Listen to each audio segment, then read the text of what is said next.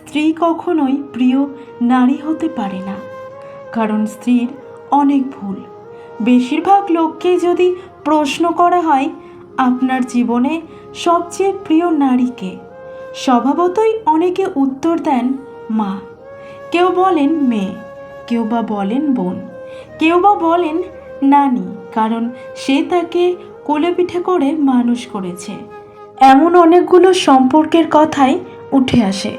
খুব অবাক লাগে একজন মানুষও উত্তর দেন না তার বউ তার সবচেয়ে প্রিয় নারী। আসলে বাঙালি পুরুষের সমস্যা, বউকে ভালোবাসি বললে মান সম্মান চলে যাবে, লোকে বউ পাগল বলবে, বউয়ের কাছে ছোট হয়ে যাবে, অথবা বাকি পুরুষদের সামনে তার মূল্য কমে যাবে।